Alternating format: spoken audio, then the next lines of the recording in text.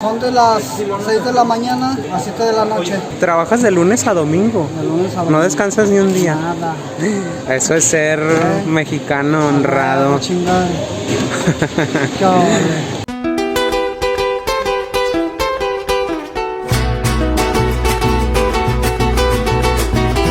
Soy un hombre muy honrado que me gusta lo mejor. A mujeres no me falta ni el dinero ni el amor. Jineteando en mi caballo por la sierra yo me voy.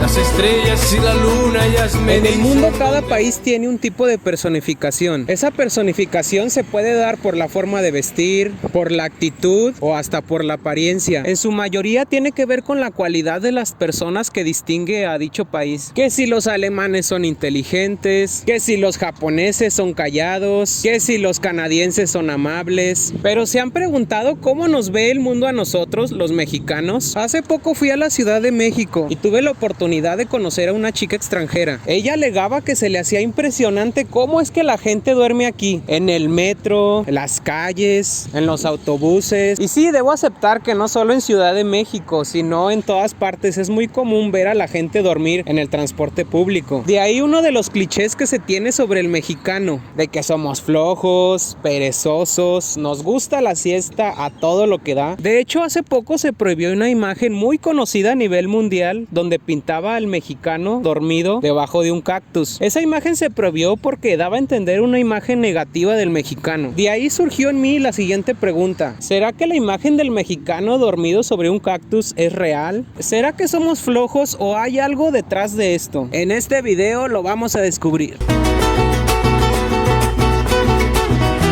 Me gusta tocar guitarra, me gusta cantar el son. Mariachi me acompaña cuando canto mi canción. Para empezar, hay que analizar más detalladamente esta imagen. Si el motivo de estar dormido es que está cansado, ¿por qué no irse a su cama a dormir? ¿Será que estará tomando una siesta rápida porque tiene que seguir su camino o volver al trabajo? Pues ahí dimos en el blanco, el trabajo. Como había dicho anteriormente, la mayoría de las personas que duermen o están en el trabajo o van camino al trabajo. Entonces hay que partir de ahí, el trabajo. ¿Qué es lo que está pasando con los trabajos en México? ¿Son agobiantes, largos, pesados? Pues déjenme decirles que sí, todas las anteriores. Ay, ay, ay, ay, ay, ay, mi amor. Ay, mi morena. ¿Cuántas horas trabajas por semana? Son de las 6 de la mañana a 7 de la noche. ¿13 horas? ¿Y por qué trabajas tanto? Porque trabajo en la tarde. O sea, tienes dos trabajos. Tengo dos trabajos. A veces me tengo que ir en transporte público porque no me da tiempo ni siquiera a dormir en mi casa. Muy poca gente lo sabe, pero es que en México existen las jornadas laborales más largas del mundo. Un mexicano por ley tiene que trabajar 48 horas semanales, mientras países como Estados Unidos, Francia, Gran Bretaña, Alemania, la jornada laboral ya se sitúa por debajo de las 48 horas semanales. Ni siquiera China, que se le considera la fábrica del mundo, aquí la jornada laboral ya se sitúa en las 40 horas semanales. ¿Cuántas horas trabajas por semana? Como 80. ¿Sí sabías tú que la jornada normal es de 48? O sea, estás trabajando prácticamente 32 horas más de lo habitual. Como otra semana casi. 16 por 7. 112 horas por semana. Pues ¿cuántos trabajos tienes? 3. México además es de los pocos países en implementar la jornada laboral de 12 horas. Es decir, trabajar 12 horas corridas, trabajando 4 días y descansando 3. Esto muchas veces para beneficiar a empresas maquiladoras y de personal abundante y no tener que pagar tanto transporte de personal. ¿Por qué hacer 3 viajes al día con turnos de 8 horas si puedes hacer solo 2 que trabajen 2 turnos? Qué inteligente, ¿no? Pues no se les olvide, amigos míos, que somos la fábrica de los Estados Unidos. Necesitamos producir lo más posible para así poder abaratar costos y que los gringos puedan tener sus carros, lavadoras, refrigeradores mucho más baratos y por tanto incrementar la ganancia de los empresarios. Sin embargo, aquí en México nos seguimos quedando con los salarios muy bajos, donde muchas veces el empresario en lo que menos invierte es en personal. Muchos podrán decir: ay, qué padre sería solo trabajar 4 días días y descansar 3. Pero ¿se han preguntado qué pasa esos 4 días donde trabajas 12 horas diarias? ¿Y tú que trabajas 13 horas, te da tiempo de hacer otra cosa en el día? Nomás llegar y dormir. Nomás llegar a comer, dormir y parchar. Y al otro día igual. El otro día igual. Y es que pregúntense, el día solo tiene 24 horas. Supongamos que la gente hace 1 hora su trabajo. Ya son 2 horas al día que tienes que invertir en traslados, tanto de ida como de vuelta. El tiempo que además haces el lonche y te preparas para ir al trabajo, sumémosle 1 hora más. Estás dedicando prácticamente 15 horas solo al trabajo. Si tomamos en cuenta que una persona debe dormir cuando menos 8 horas diarias, te está quedando únicamente 1 hora para hacer tus tareas del hogar, cocinar, etc. No es de esperarse que la gente que está bajo este régimen únicamente llegue a su casa para dormir y descansar. Y de nuevo esperar la jornada del día siguiente.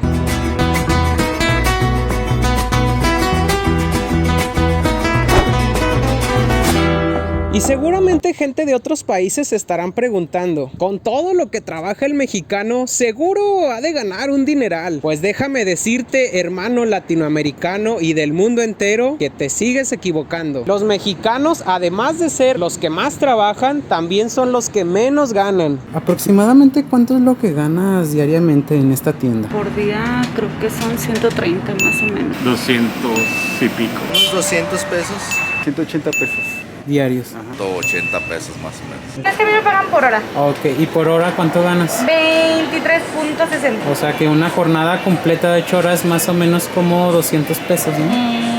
Sí, como 190. Si echas un poquito de cuentas, te darás cuenta que el mexicano promedio viene ganando entre unos 4,000 y 6,000 pesos mensuales. En resumidas cuentas, un trabajo que te da solo para comer. Y vaya, les estoy hablando de comida barata, tipo nada de carne, no restaurantes, nada lujoso, vaya. Olvídense ya de un auto, vacaciones y una casa imposible. Y muchos podrán decir, es que tú solo entrevistaste a gente que no tiene estudios. Seguramente que los profesionistas han de ganar muchísimo más dinero. Pues déjame decirte, hermano latinoamericano, que te sigues equivocando. Soy nutriólogo y gano 280 pesos. Soy ingeniero civil y gano aproximadamente 300 pesos diarios. Soy ingeniero en eléctrica y gano 300 diariamente. Si se fijan, el salario de un profesionista aquí en México apenas si es mayor al de la gente que no tiene estudios. En promedio están ganando entre 6,000 y 8,000 pesos mensuales. Un trabajo que te puede alcanzar para llevar una vida un poco más decente hasta cierto punto que la gente que no tiene estudios. Pero que igual sigue sin alcanzarte para ahorros, un auto usado quizá, mientras que una casa sigue pareciendo casi imposible de obtener, a no ser que saques tu crédito de Infonavit a 30 años, donde te darán una casa súper pequeña y súper alejada de la ciudad. Soy maestra de preparatoria. Tenemos una casa y saqué una por Fobiste también. ¿Y a cuántos años? Es a 30. Eso a su vez tiene ciertas desventajas, ya que al vivir en una zona alejada implica que inviertas mucho dinero en transporte, así como tiempo. ¿Y dónde la sacaste? Me la dieron en el puertecito de la Virgen. Entonces está muy lejos, como a 1:30 de camino, sí, ¿verdad? Fácil. Jineteando en mi caballo, por la sierra yo me voy. Las estrellas y la luna ellas me dicen dónde voy.